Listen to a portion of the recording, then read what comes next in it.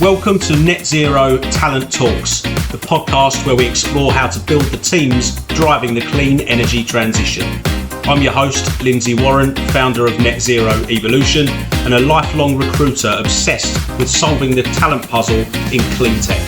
Each episode, I'm joined by inspiring leaders from EV charging, battery storage, renewables, hydrogen and sustainability, and we dig into what's working, what's not, and how to future-proof your hiring.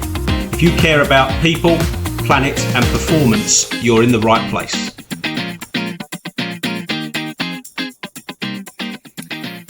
Afternoon, welcome back to another LinkedIn Live with Net Zero Talent Talks. I'm absolutely delighted today to be joined by Chris Chamberlain.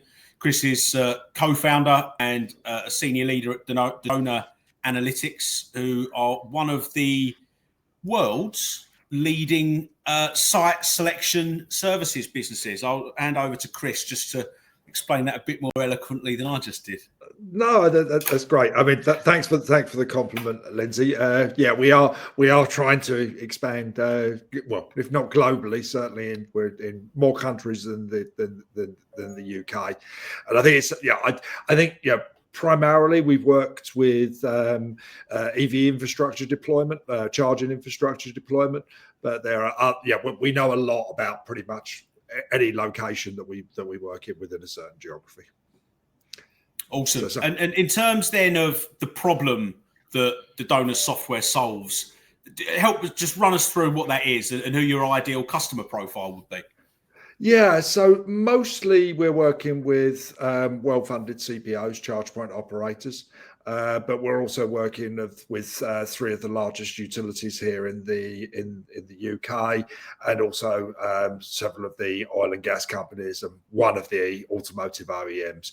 So, who's going to be involved in doing that in the refueling of EVs in the future through public charge points, as well as people charging at home. What are we doing? We're helping people assess sites or build networks of chargers. They can either be AC or DC, or in US parlance, level 2 or level 3. One is much more about capex in a particular location where it could be into 7 figures. The other one is how do you manage deploying within a town or a city, and it could be hundreds or even thousands of chargers. Yeah, I guess the work that would go into assessing that decision for a charge point operator is really intensive, right? In terms of de-risking where they put the charge points and how they even roll out their strategy. Because it's not just about where we put these charge points today, is it? It's about where should we plan to put them. No, absolutely, Lindsay. Yeah, I think, one of I'd done a piece last week, I don't know whether you've seen it or not, but it was talking about what's happening with fleets.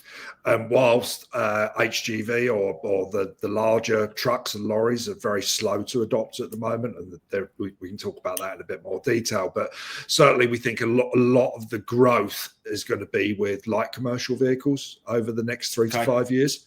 The adoption rate will be about 2.5 times the what it is for passenger vehicles in the UK. In the US, it's likely to be 10x, and many of the networks have been designed with passenger vehicles in mind.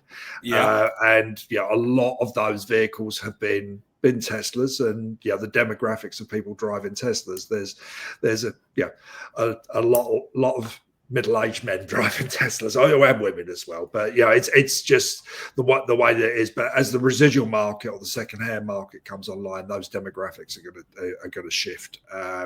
So it's evolving, and it's always changing. So understanding the data and viewing that data slightly differently and modelling it slightly differently is essential. Yeah, absolutely. And in terms of looking at the global market then, right, we're talking here today about global growth and local talent, and there's probably a lot of charge point operators who the leaders within charge point operators who will every now and then think about where next. We're doing well in the UK, where should we go next? How do you guys kind of assess where you need to be and where the biggest opportunity is for your business? Yeah, I think the the US has been very interesting for us, and arguably, and I won't be political at all, but it's taken a step backwards as far as EV adoption is concerned. That being said, one of the challenges for us, and I think probably we'll come onto it from perhaps a staffing perspective as well, is but when you're a startup and trying to become a scale up, it's relatively easy from a time zone perspective to move north to south because you're staying in the same time zone. But it's much more challenging if you're moving east to west. And I think one of the things from a focus perspective is, do you have the ability to not only be able to execute within the sales cycle, but also to be able to deliver to that customer and to have support available during their business hours. So it's, as soon as you move 5 or 6 hours time difference, that means that someone's either working early in the morning or very late at night. So it's essential to plan that you will probably need to have a local presence to support those geographies. And I think certainly from our experience in branching out into the US as well, it became quite apparent quite quickly that a lot of businesses just like having that local footprint anyway. I mean, recruitment, our business, we can operate from anywhere in the world with the tools that we've got and recruit in any market. But there's a lot to be said for actually having a physical presence there, even if the business operations don't necessarily require it. And I guess it's similar for any country. And the US is a bit less challenging because of the language barrier, right? But I'm guessing, you're in. Although there are some key differences. Yeah. Well, kind of. in terms of the product then, right? Did you need to consider many legislative alterations to get the product ready for international expansion? Or was it more about having the right people there? I think it's mostly about the right people. I mean, there are some issues with GDPR or data privacy that is not as strict in North America or the US certainly as it is in Europe. Many European companies, if we were doing it, and our data is mostly hosted in Europe, although we don't have to have it mirrored in the US. But European countries are they're not very keen on having data hosted in the US, and in some cases that is a legal requirement. That's been most of the experience as far as that's concerned. There was a second part to that as well, Lindsay, that's left my mind at the moment. So no worries. Language barriers. Yeah, expanded into countries that don't have English as a first language. Talk us through how you managed to achieve that. I think we're blessed. Being a UK headquarters company, the English is the business language globally. That being said, we do have local language skills in house, and that's probably a secondary thing when it comes to recruitment. There's some really neat tooling now as far as using, and we've used it. I think Google have got it available at the moment, but only on Google personal accounts rather than Google business. But if you were Spanish, we could set it up that actually you would hear my voice in Spanish, you would speak in Spanish to me, and it would translate it in real time, similar to what's happening with the AirPods. So amazing. that kind of thing. I think it's kind of be careful what you wish for, though. It's a bit like the time difference. And I remember back in the early days, we got there was a really interesting opportunity in Singapore, but it was just we weren't going to fly there necessarily unless it moved quite a bit further down the track. And it's just that time difference is a challenge. I think there's one thing about selling something, and you could mostly that can be gotten around. But the second thing is how do you execute in that? Other technologies that I've been involved with, if people have got different character sets, they want the UI set up differently. You've got things, the whole look and feel. If it was in Arabic, for example, everything's right to left, so the whole way that a screen looks can change. So I think there's not only can you sell it there, but can you execute there properly? Can you provide and I guess that support?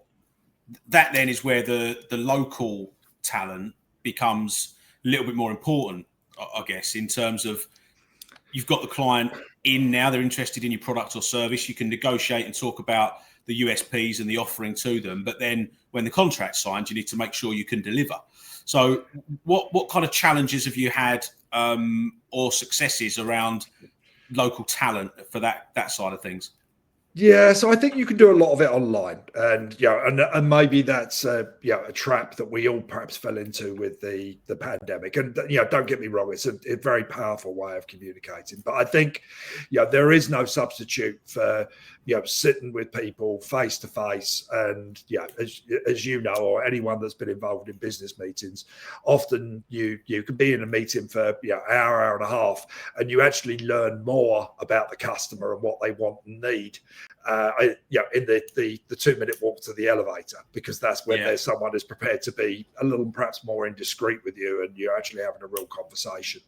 I think having that local presence, but not having a local presence for that particular sake, where it becomes interesting, I think, is where someone has to still put themselves out there. And I know you and I, Lindsay, we've been to the same trade shows in the US.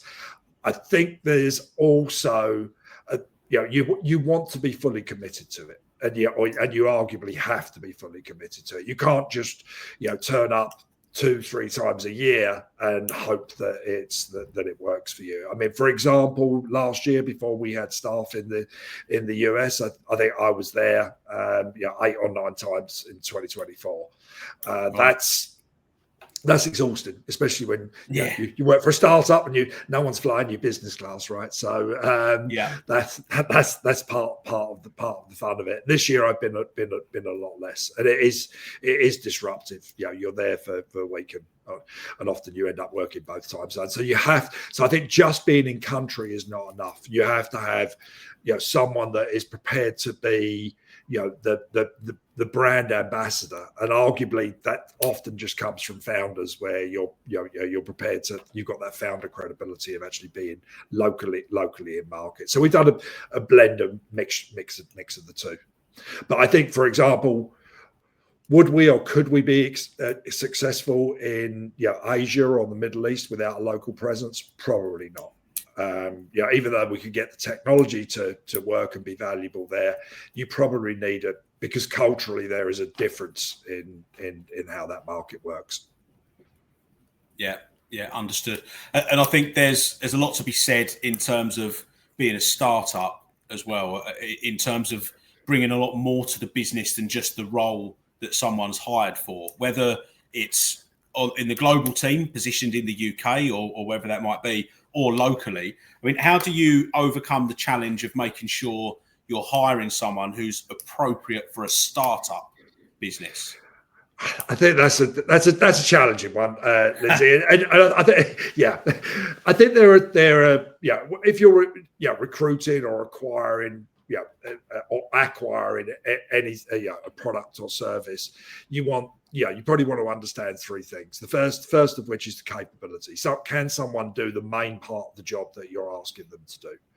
The second one is is it the cost? Is that person, does it fit with your budget of what you expect? And knowing that entering a new market, there's likely to be sales cycles are likely to be longer than they would be in your home market. So kind of baking that in, and don't expect results absolutely as immediate as you want. You need to build some credibility in that.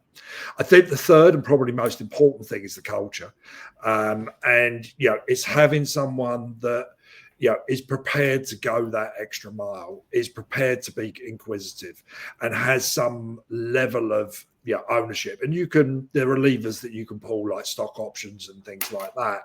But it's having someone that has skills beyond the role that you actually want them to do. That I'd suggest is one of the most important things, because there will be times, if the time difference is significant enough, that they don't have the mothership to be able to lean on at that particular point. Yeah, I think a big part to add to that is actually the desire to want to do things outside of a traditional job description, right? I think during one interview, it's quite difficult to pick up on the nuances of how someone would behave if they're put in a difficult situation or someone out of their comfort zones, probably a better way to put it. But if you're hiring people in a startup who thrive on going out of their comfort zone and could give examples of when they've done that and really enjoyed it, you're hopefully then going to be able to offer them, I suppose, more responsibility within the business. That is going to mean when you are a little bit heavy on this side, but you need some support on this side, that they're willing to move around and get stuck in a little bit more. Yeah, no, absolutely. I think that willingness to learn, and it depends on what stage someone's at within their career. Where do they perhaps want to be, in 3 or 5 years' time?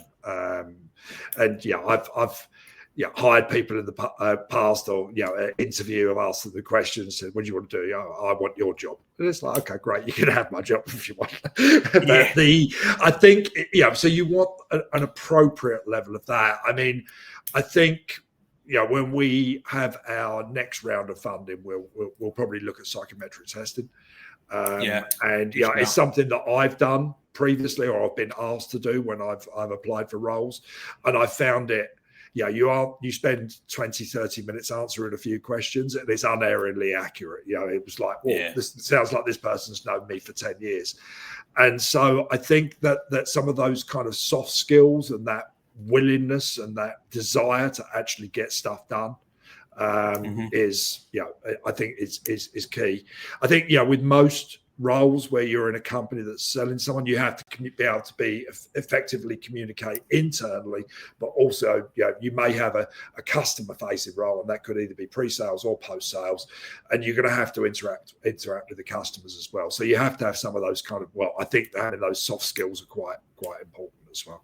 Yeah, I've heard quite a few famous CEOs, really big business leaders, talk about the challenge of hiring the right people in a certain area at a certain time, and then in 3 years' time needing completely different people because the business is at a totally new stage. And I'm sitting thinking, well, we're all aware that that's the case. Why are we not trying to make sure we hire someone who can genuinely grow and transition into that new role that's required in a few years, rather than having to sort of upheave, I guess, and replace with people because the business has developed? You want to find people who can grow and learn and develop with the business, don't you, as a startup, really?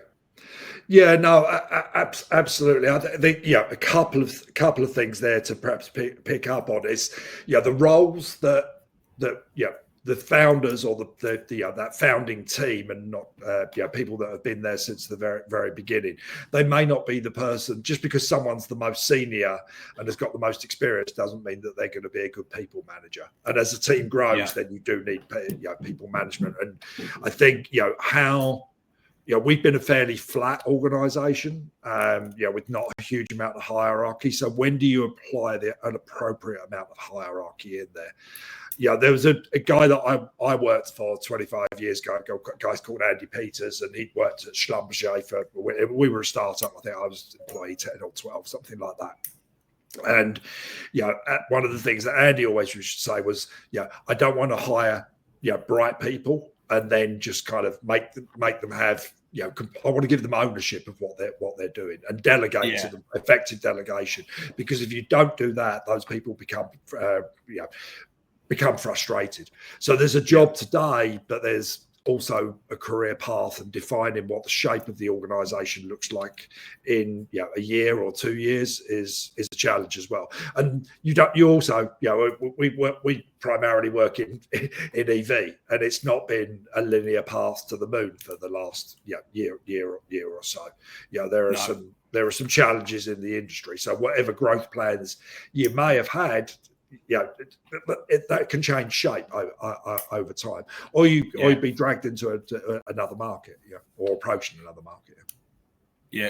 We've seen time and time again clients that are launching into new countries, mostly European countries, that are looking for the first person in that country, right? They're about to launch into it, and what they're looking for very often is a hybrid between a salesperson and somebody who's going to then become the country manager or the director of that particular country. But actually, it's two quite different skill sets that you're looking for there. Do you want somebody who can come in, hit the ground running with their customers and generate revenue for the business. That's one thing. Is that same person always then going to be able to develop and lead a commercial and operational business immediately from becoming a great salesperson? It's really, really difficult to try and get that right. And I think the priority is naturally revenue, because you can only invest more people into the business if it's already generating income, right? So you should always start with the salespeople, really, shouldn't you? Yeah, I think so. So, what's an appropriate amount of process that you build into that new geography? And that's, I think, has been a challenge for us as well, as to how do you do that? I think it's possible on the sales side to have a player coach. I've never aspired to be a sales kind of manager or run a large sales organization, because that doesn't fit with my skill set, and having that self-awareness in there to be able to do that, I think kind of makes sense.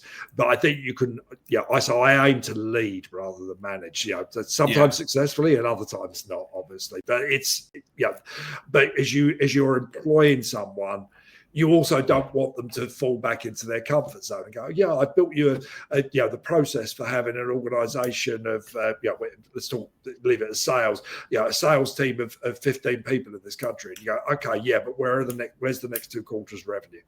But you can't have process without execution. But if you're lucky and it goes well, then you will need that process afterwards and that hierarchy. So how do you balance those two things is always a bit of a challenge, I think. Yeah, I've seen it done well, I've seen it done badly.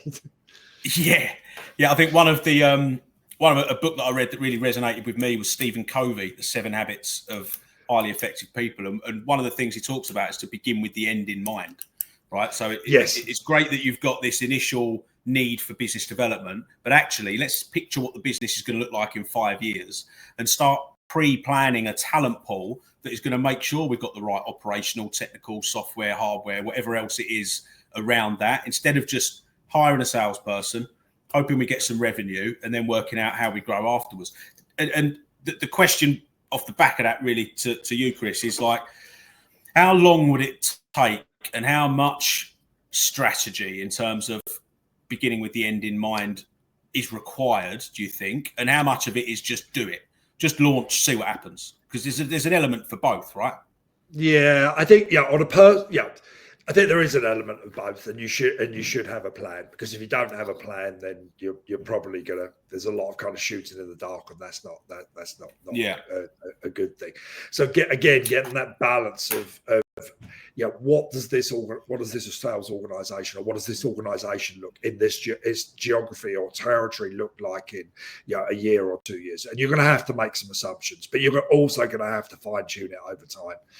We have something where we have longer term targets, but then each department within the business has quarterly targets, and those are things that we're using that feed into the bigger mechanism. The longer term vision remains mostly constant, but the steps that you need to be able to get there will often break down, and they're a bit more fluid, essentially, Lindsay. Yeah, makes sense. Do you ever work on entirely bespoke software offerings? Like if there was a charge point operator listening now and they're planning to start working in a new country, perhaps one that you may not have explored necessarily yourself, are there conversations to be had about partnering on that sort of thing? Yes, there is. I think and we have done that. I think not necessarily just with the donor, but with technology business in general, and me having done this for longer than I care to remember. But I think partner organizations are, you're not always, but you are one step removed from the customer. So I've seen it when with other companies where we partnered with someone like IBM. You're the sizzle that has kind of got the customer interested in it, but they're going to, when it comes at the end of the day, the partner is going to protect their own revenue and jettison yours. And I've seen deals kind of unravel, and you go, oh no, that your piece in there that you were banking on got de-scoped at the end of it. And I think that can be a bit of a challenge. I think looking for partners is always, and it is a really good way of entering new territories. And if you find someone that has got that Rolodex, and there's particularly a big automotive data company that we're in discussion with in the US, and they've got decades old relationships with the automotive OEMs in North America. We can't.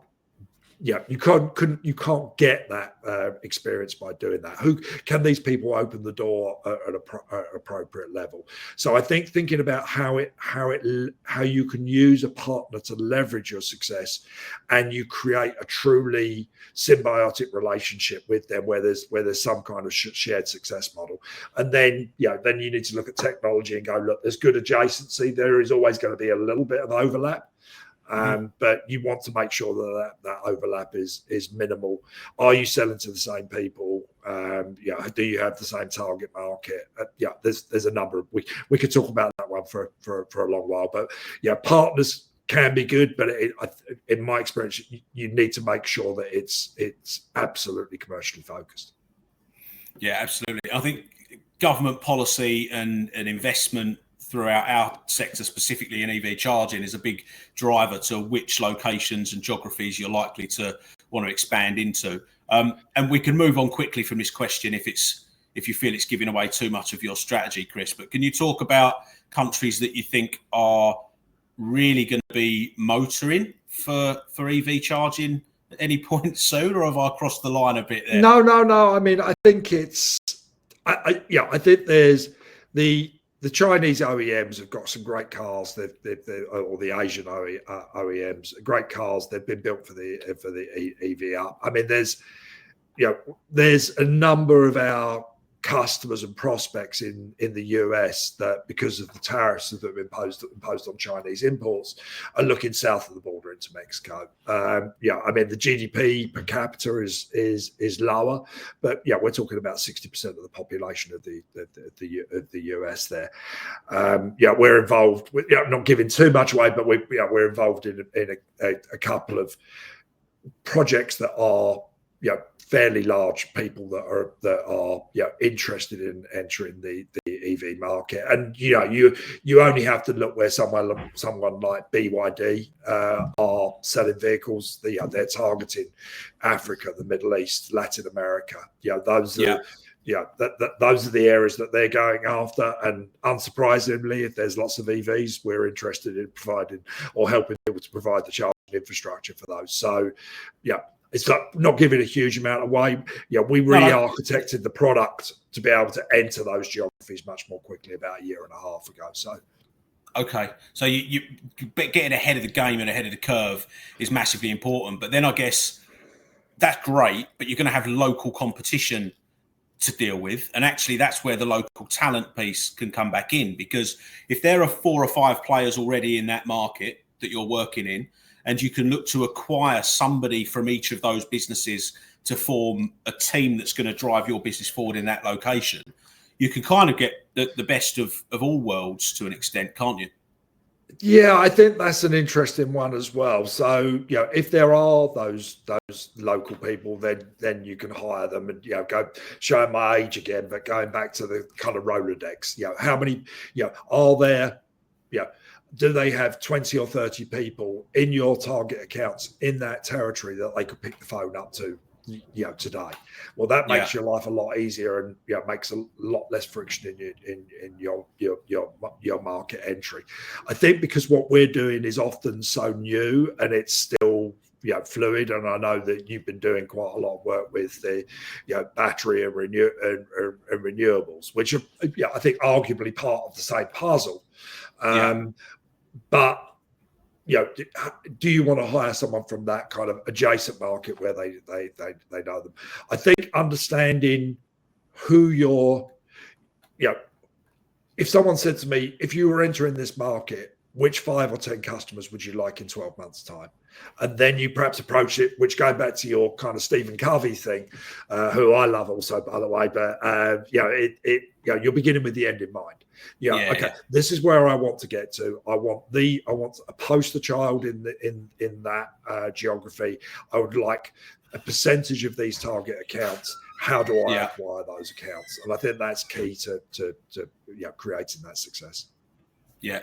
Absolutely. I think talking about launching into new markets, we've recently introduced a new service from our perspective, which is totally free for any client who is looking to launch into a new country. We'll go out and carry out a full market assessment and bring a full report back from a talent perspective, who the competitors are, who the people in the businesses are, how long they've been in those organisations, what routes they came from, what locations are going to have the best talent pool. And we do all of that for free under the assumption that the favour will be returned at one point or another when recruitment is required in those countries. So I'll ping something over to you later. We'll have a chat about what we can get over to you for the countries that you mentioned today, Chris. No, I think that's interesting as well, because I think if you can shorten the onboarding time until someone becomes effective, then that can be, your route to market is like, okay, it's going to take someone